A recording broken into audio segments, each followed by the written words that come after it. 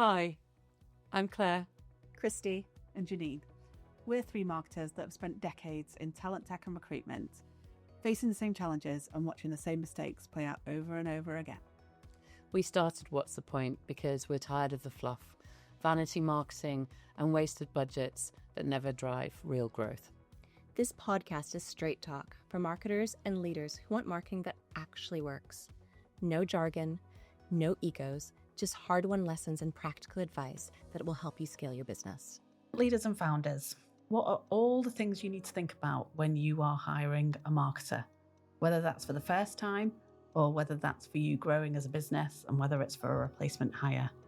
Today in our episode, we are going to unwrap some of the mishires we've seen, what can happen when you get things really right with hiring, and the cost of getting it wrong. And we're also going to come up with a little bit of a playbook for you to try and improve the process of hiring marketers for a recruitment business.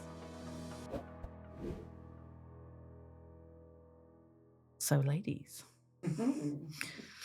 what do we think of some of the big missteps we see in recruitment leaders hiring marketers for the first time? Oh, there's so many. I've seen so many. And it's awful to say, but it kind of feels like there's two different types of hiring mentality that I've seen both get it exceptionally wrong. The first one is the knee-jerk.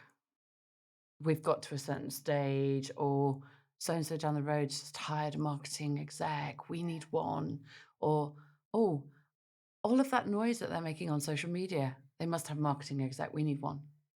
Like that's the first sort of rule of thumb I see, which is that knee-jerk reaction. And then the second one is the procrastination or the change of like tact. You've got your core recruiters, they're all doing brilliantly. You're going to hire one more recruiter, and then somebody says, oh, why don't you hire a marketing person instead of that extra recruiter? Business might not be ready for it. The recruiters certainly probably aren't ready for it. The poor marketeer probably. Well, they haven't defined the why. Yeah, exactly that. And it's that big question mark. So what's the point of that hire, right? And what you get out of that, and we've all seen it as well, these job specs. And now you can just go into AI and say, I'm hiring a marketing manager. What should it be? And it gives this long detailed and list of activities. Yeah. And it's funny because you see it, we're in the same chats of like WhatsApp groups, and one of these marketers will get one of these job specs, and it'll be the bit of a laughing stock because they said, look at what this company is looking for. And for all of this, they're going to pay $25K. Yeah, exactly that. Such an amazing salary. Yeah. I don't know why we don't all jump in at once. And it's, and this is just it. They don't know the why. They don't know why are they hiring? What do they actually need that person to do? Because really, if you're a 10-person business, you don't need that long laundry list of things. And it becomes a little bit the blind leading the blind, with all due respect, because if you haven't articulated why do you need marketing, and therefore what is that marketer doing, then you get the marketer in post and nobody knows what to do with them. And in some ways, and this is unfortunately a cardinal error that keeps happening again and again, is that poor marketer, the leader's two hands off with them. They're like, well, we've hired you, so off you go figure it out. And the expectation of instant gratification, right? Like, we've hired a marketer, so now we're going to get loads of leads. There'll be loads of noise. Lots of things will be happening. Our reputation will be amazing. Day 3 onwards. Yeah. So that whole sort of jump to it, the expectation piece, we just mentioned it, the salary. Like, let's just stop a minute and think about this. The majority of the role in those early days, particularly if you're growing and this is your first hire for a marketeer, where do you even start to think about compensation? How do you even articulate the value that role will bring to your business versus the value that you're going to pay someone to do that job? Yeah. And again, there's usually no rhyme or reason, or it's, I've sat down with my accountant. I reckon I can afford 25 grand. Yeah. That's almost exactly what it is, because they actually work out 25 grand takes you to almost 30 grand as a full compensation cost. And then they divide it by 12 and they say, okay, it'll cost my business $2,500 a month.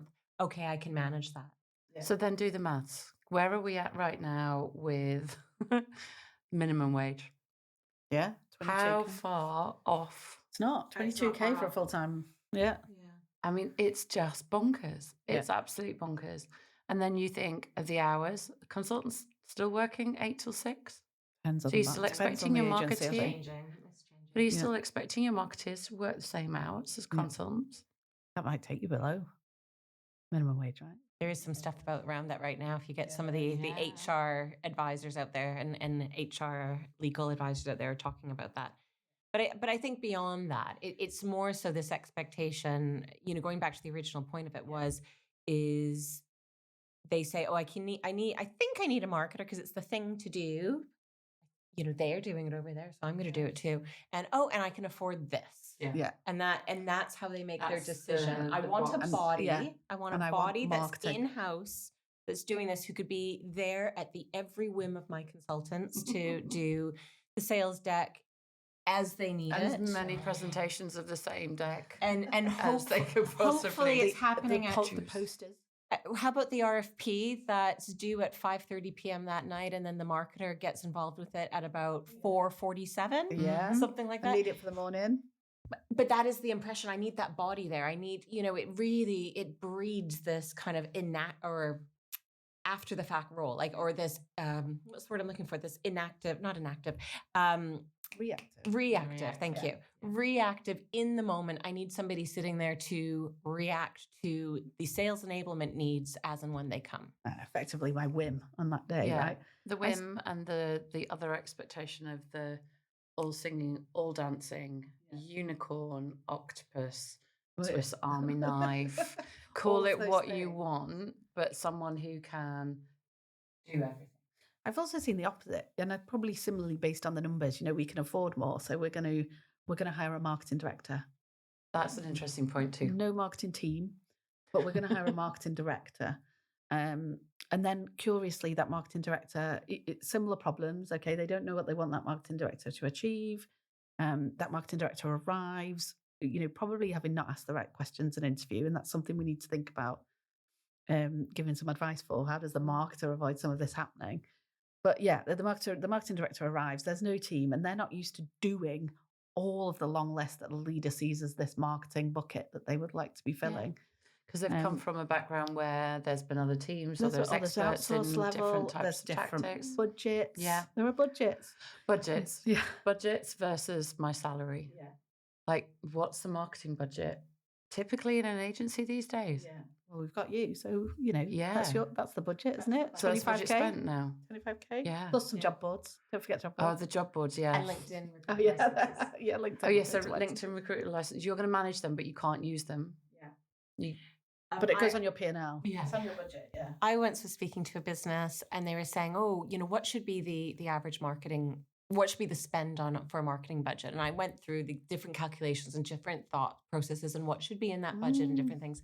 And they said, "Oh, well, we're perfectly on target then." And I'm saying to myself, hang on, what are you including? And then when I dug into it, they'd put all of their meals and entertainment budget That's into common. the marketing. Really, and they common. said we're spot on for what marketing should be, but there was £500,000 attributed to whining and dining. Yeah. Or wine and biscuits. That happened to me when I had my biggest in-house role. When I first started, all of that stuff was on the marketing P&L, including like somebody's rugby box, somebody, all of those things. Like I've just gone and booked, but also I don't know if it's each branch or each region had a credit card, and that was also somehow assigned to marketing.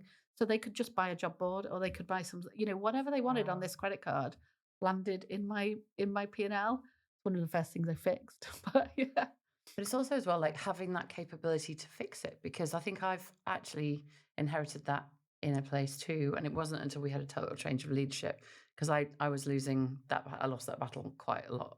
Yeah. But it wasn't until we had a total change of leadership that I was able to kind of go, and now I want a proper budget, and I want, I want it ring fenced, and I want it only for professional marketing expenditure. And then it's different. But and I was brought into that role, interestingly, with a very much a view of, we know we need something, but we don't know what we need. So actually there wasn't necessarily a plan, but what there was an openness to come to someone that had a career and had a history and be able to formulate it myself and tell them what was needed.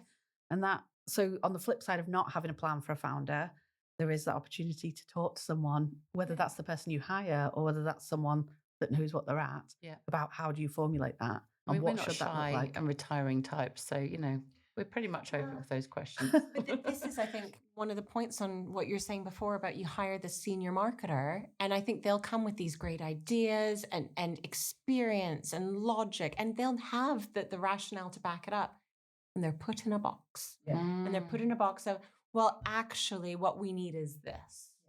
And that you've bought that person, and that's a bit strong wording, but you've paid for this senior strategist, but you've turned around and said, well, actually, this is what we need from you. They become window dressing for your exposure or your brand, potentially. And I've kind of sat in that seat as well. It's, okay, this is a good trade-off, but what am I actually really here to do? And it becomes really frustrating really quickly when you want to be able to move the needle, but you can't. You are in your box, sitting there kind of not just looking pretty, but making everything else look pretty. And it's like, okay, I can do this for another day, but I'm going to get a little bit frustrated. And the bottom line is everybody's going to get frustrated because 6, 9, 12 months down the road, they're going to turn around and say, well, what is marketing delivered? I don't see the value. You've set them up to fail almost by not letting them have the space and the floor and the contribution to actually say, we do these things, this is what the transformation will look like it over certain periods. And that should be discussed at interview, shouldn't it? Like if you're the marketer going into those senior roles and you're being interviewed for that, for me, that's got to be part of your conversation. What does good look like in 12 months to you? And but advising I think even on at that junior level, I think anybody interviewing for a role these days should be asking about, what do you expect from me? I'm starting out in my career. I know a lot about theory. I know a lot about a specific. You might know nothing about way. recruitment. I might know as nothing a about starter. recruitment, but I might know a little bit about communications, or I might know about content. I might know social media because of the way.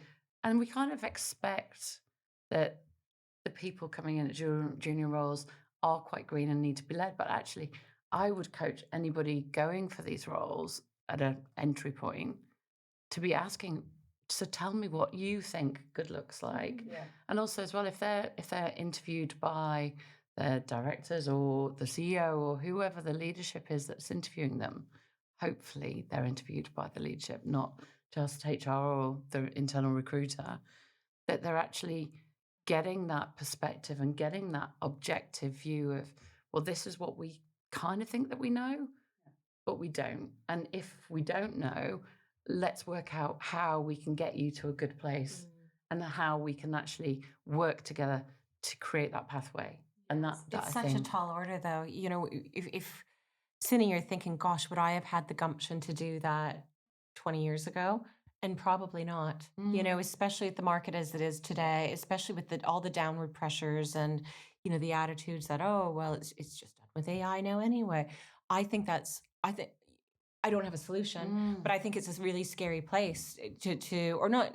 I think it's a tall order to ask or to expect somebody at that level who's just excited to have even a job interview, and they don't have 5 offers sitting there. It's not a great place for marketers right now.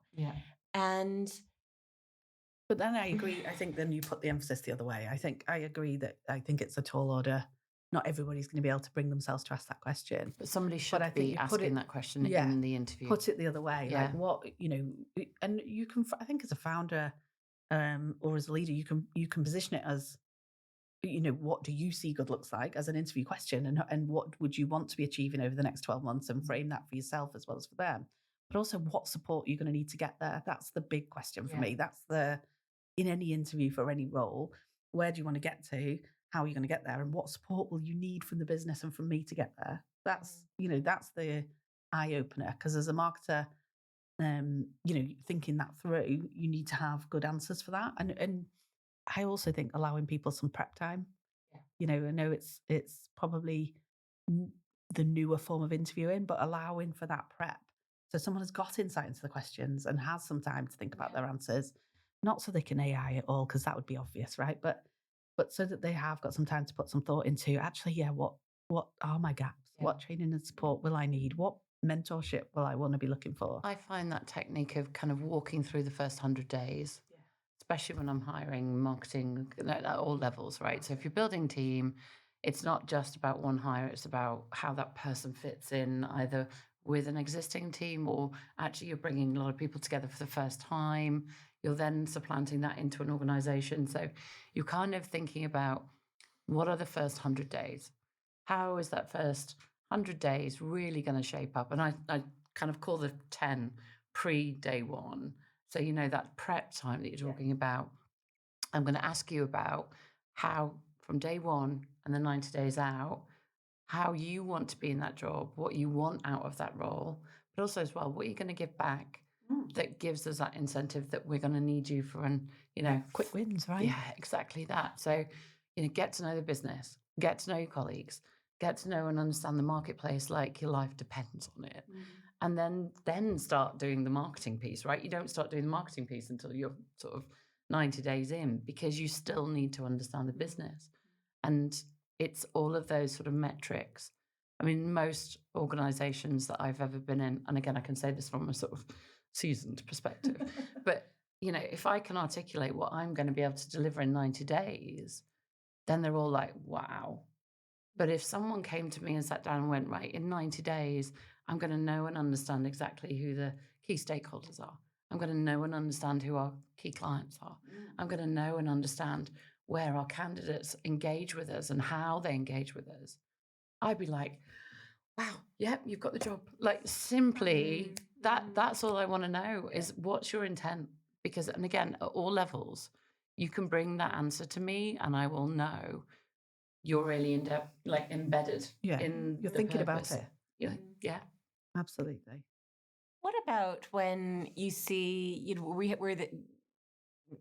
you've mentioned that you've come from other industries. I technically did, but that was a very long time ago.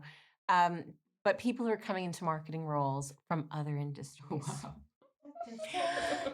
into our recruitment craziness.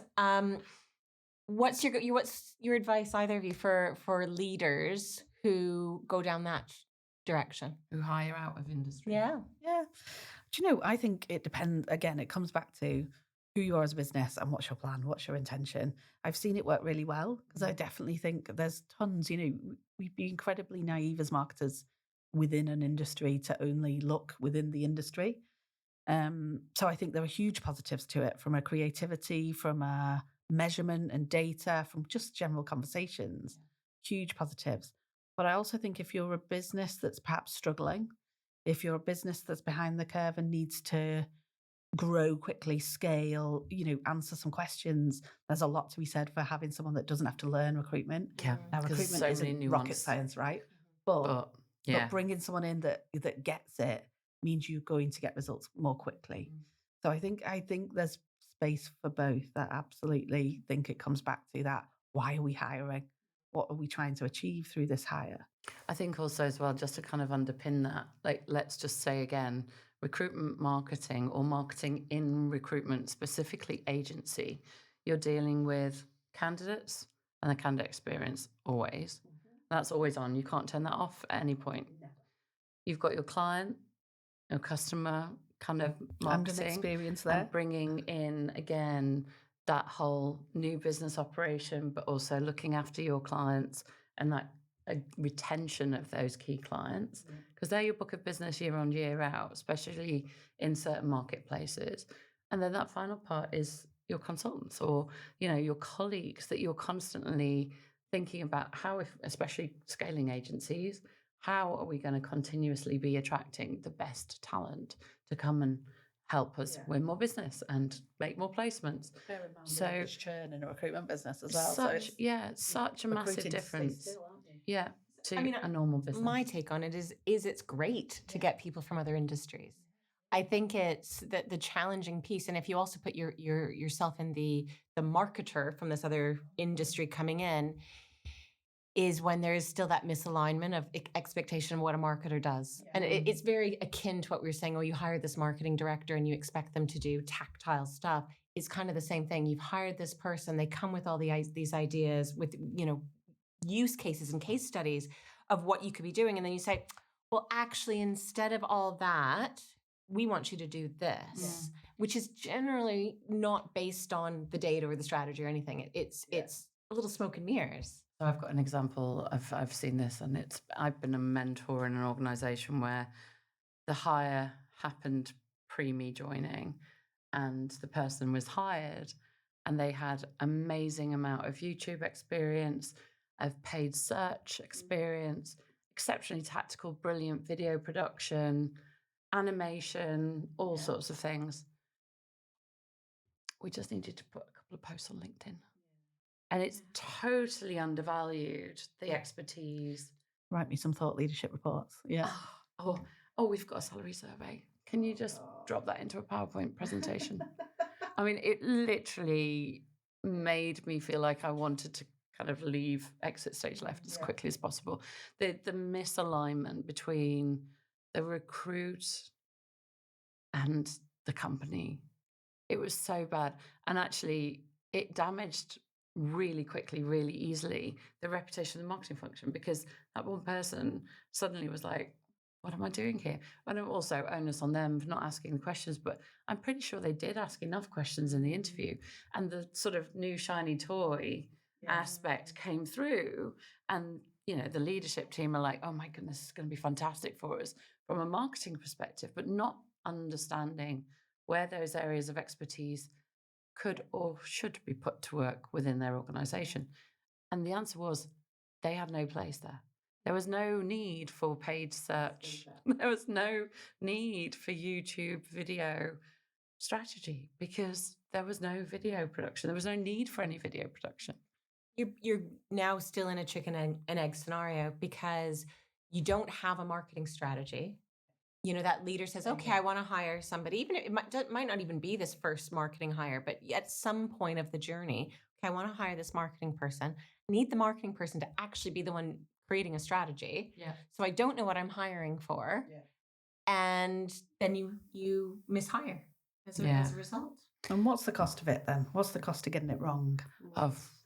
We see big. It, right? I mean, financial, obviously, that's huge. Like opportunity cost. Yeah, the lost opportunity cost. Yeah. That's years. It's not just a couple of months in your search. It's a year or so down the line in terms of your plan, your execution, your activation. All of that has gone and lost, because you've not even just got to go back to the point start, but you don't even have a starting point. Yeah. To your point, there's no strategy, there's no plan. So you've lost all that time in recruiting, hiring, and then getting it wrong. So and there's even a chance that what's the impact on the consultants, and so lost opportunities, lost revenue that they've had. Even, dare I say, would consultants even leave? And I'm not trying to be doomsday, but if they aren't feeling, if they had a marketing function and then it went away and they weren't getting the leads coming to them, or didn't feel like they were getting the support, are they going to walk? There's also reputational, isn't there? I think marketers talk these days as well. So we all know the agencies to avoid. That's a horrible thing to say, but it's true. We know where marketing isn't valued, and we know where it has gone wrong. So I think that reputational damage. I think also as well, it's like that cue of knowing where you are as a marketeer, knowing what your strengths are, knowing about which agencies to take on. And, kind of almost that point of you as a senior marketeer could walk in and go, actually, I'm pretty sure I can help you, but this is where I can help you, and be really clear in this is where I can help you. Yeah. And this is going to be for X period of time, or this is the sort of parameters or the impact that I want to be able to deliver. Yeah. And I think that can be turned around. I mean, again, I kind of call it kissing frogs, but when you've gone in and picked up, a poorly performing brand or business, and then been able to just give it a bit of a kiss of life and, kind of bring it back to something that people feel proud of, then that's when the momentum can really start to be a positive spiral. But really easily that damage, you don't often come back from that. And again, I've kissed a couple of those frogs as well. So You know, it's been transformational, but you have to go right back. And again, this is the point of budget. Yeah. You know, we were thinking about it at the beginning. Where's the salary for the marketeer equals the budget for marketing? It doesn't, though, does it? No. No, it definitely should not in any way, shape, or form. And anybody out there thinking that that is what marketing budget is, then you need to go back to school. Just don't hire anybody ever. But yeah, I think that whole looking at where you're going, having a good sense of what you can achieve, and if you don't know what you can achieve, go and talk to people. Come talk to us. You know, I think the budget thing, what feeds into it is the nature of contingent recruitment. You know, I think there's a big role that plays into it, because, you know, and we've heard, you know, that the benefit of RPO, the benefit of some of these other models of having the recurring revenue, how important that is. But when you have these businesses that are literally living hand to mouth, like, it's every month, are we going to make our numbers this month? And if we don't, do we have enough in the pot to cover our expenses? You know, we've seen it. We've seen in the last 2 years almost on, you know, we've had a few bad months. Okay, you know, we've redundancies or, you know, quite a significant realignment. So that's where the budget thing comes from, because quite often, if you don't have enough of a forecast for finances, forecast for business strategy, forecast of what headcount results in it, and enough insight that will help you. You'll never know because the market is volatile, but at least a bit of, you know, anticipation of risk and trends. You're not going to be able to give a marketing budget. And what happens, and what I hear time and time again from marketers, is that, you know, they don't have a budget. If they want to do something, they ask, and depending which way the wind is blowing, they say, get a yes or a no. I see it the other way as well. I do see that sometimes they get a budget, but then business isn't as successful as it should have been on the plan, and that budget gets cut partway through. Oh, you can't do that now. And you know, at the review point, there's no review point. It's just stop. But, you know, at the same time, I actually get that. You know, now being foot on the other shoe, that I'm now the leader, because I've you know, I own my got a own marketing business, budget. but I've lived through that previously, and it was always either, you know, Q4, calendar year / financial year Q4. It was all, you know, good years, you just keep going. And we always had a budget. We always knew exactly what we had. And the good years, actually, it was like, okay, we need to spend our budget before December 31st. So we were prepaying stuff. We were signing contracts and prepaying stuff for January, February, March. We were paying for it in December, because use it or lose it. But what I wish I'd known back then, because there was such the years that it was a freeze, and they said, okay, marketing budget is stopped. That fallout for the marketers of feeling, you know, you just feel so helpless, demoralized. Your plans get scrapped. You literally do feel that you're not valued. And I wish I knew at the time. I wish somebody had been a little bit more, you know, showing me the numbers to say, because most people are pretty rational. And if they actually understood what was going on, they'd be like, okay. And not only am I accepting, I'm on board to make this work. Let me find the other ways. It galvanizes people. I think that having been involved in proper budget processes, I think you as a marketer learn to map your marketing budget across some of those you know, there are certain times in any recruitment life cycle, right, where it's December, it's quieter, fees are fewer, you know, so you don't expend as much in that month. You know, I think you find a way of tailoring your budget if you're working more closely with your FD, working more closely with your senior leaders, to make sure that what you are spending is absolutely delivering in the timescale that it needs to. Can I put in a plug for creating a marketing strategy with a plan then, as a result? Well, a budget is good, but if there shouldn't be surprises necessarily, because if you do have a plan with a budget, you split it across all the months. You know, it actually your marketing budget shouldn't feel like peaks and troughs. It should feel the same the whole way across, because the finance director works with you to spread it across. And it does include additional marketing heads and marketing resource. Heads should also be in your marketing budget, right? So even though your salary isn't the marketing budget, it should definitely be within it. And I think as well, I've kind of followed those downturn moments. My first one, I got totally taken by surprise, and it was like a redundancy that came after being in a really great agency where I had that total transparency over, this is a marketing function, this is the heads, and we were really lucky. We had 3 senior marketeers, and in that first organization, we all had a blast. It was brilliant. I went from that to an organization which was structured very differently. I was running a much bigger team, no transparency over my top line numbers in terms of headcount costs. I had no idea what my team were getting paid. I had no idea what money we had to spend campaign wise. I had no idea what money was going out on additional service provision. So any of my website costs, any of my design costs were all outsourced. And none of that was through me. I was simply a people manager. So when you're doing it blindly, but then you also don't necessarily know, and I inherited a team, you didn't know where the skills were, you had to do so much more legwork to get into where's your drivers, where's your personal kind of preferences, how do you want to be treated, managed, and what's your sweet spot, and how can I get the most out of you, and where do you want to get the most out of me? All of those things were the things that you had to dig into. And actually running the business, marketing was not even the job.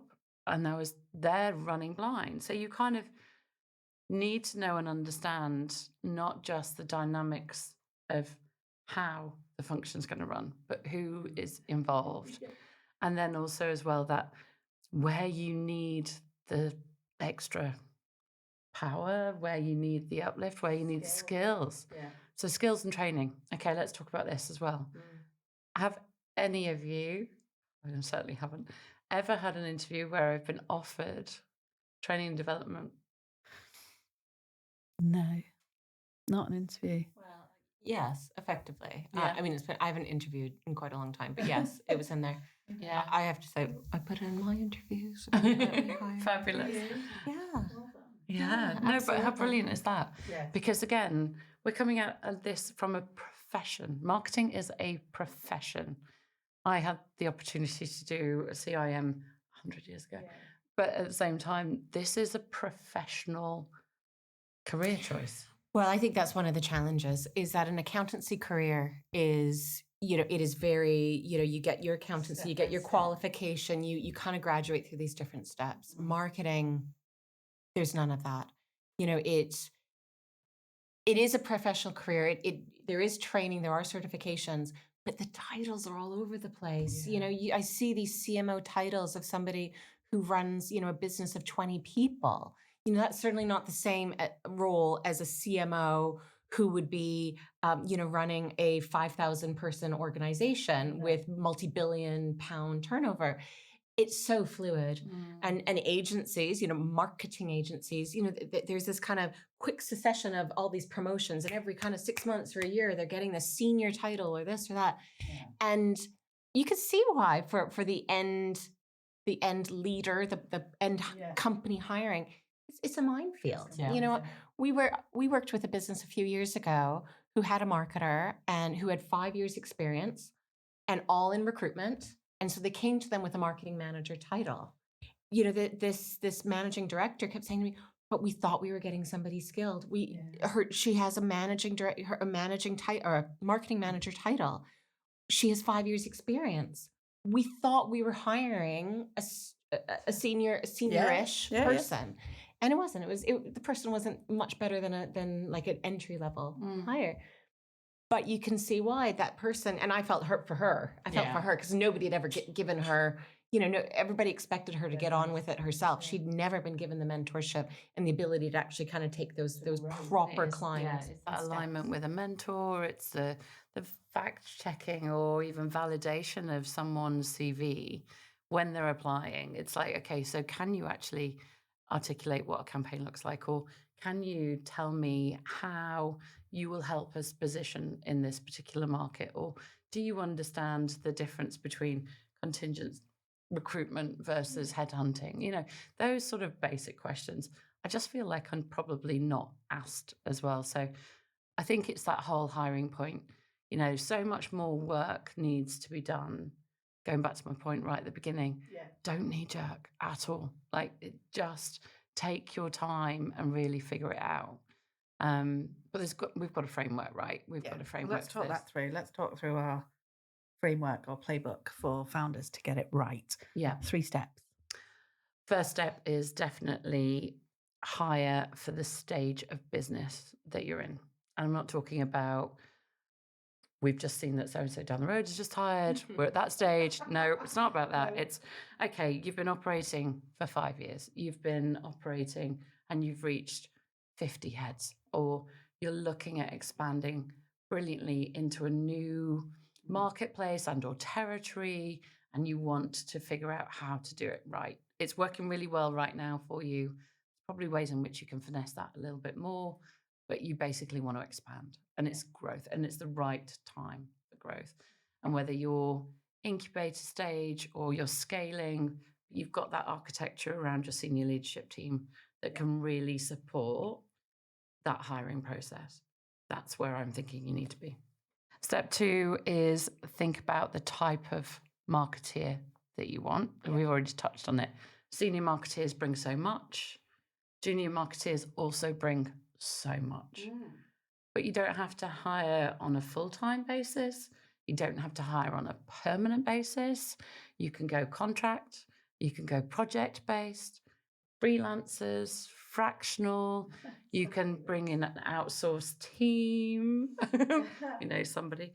But, there's so many different options right now. Just because you've got 25 grand in your piggy bank doesn't mean to say hiring a junior permanent marketeer is the solution. Right. And step 3, think commercially. Ask the commercial questions. Make sure your marketer understands the basics that they're there to understand. So how will you drive leads? Talk to me about it. There's no right or wrong, right? But just by having the conversation, you'll see whether that person understands that driving leads will be important. How will you help me impact customer retention? Because it's something that's going to be really important to me. How will you lead a team, grow a team, if that's going to be something that you're looking to do? I think have those commercial conversations at interview. Let's talk about what good might look like. What am I going to want out of marketing? What do you think you can bring that is going to help me be commercially viable in 12 months' time? Sorry to interrupt. You're setting yourself up for how the relationship will follow if you do that. You are. Yeah, have that commercial conversation up front. What do they say? There's that really awful saying, fail to plan and prepare to fail, or something like that. Anyway, I probably got to prepare to fail, something like that. Yeah, absolutely. Yeah. And I think that's it, isn't it? It's like, know the direction, know where you're at, understand what you want. And if you don't understand what you want, get advice. Have a conversation. Yeah, absolutely. Advice is free mostly. Come and talking to me. Have a 5-minute conversation. Exactly. I think everybody's up for sharing. Yeah. We're not talking about giving away your crown jewels here. We're actually talking about good and bad hiring decisions, and the cost is too great to not get it right. Yeah. So what's the point? For founders to get marketing hires right, the point is to have a plan, to know where you are, to what that marketer is going to bring to your business, and to make sure that that conversation happens throughout the process of interview and throughout the process of onboarding. So as a marketer, they can really understand what value they can add. And as a leader and a founder, you know what you're going to get from the marketing person that you hire.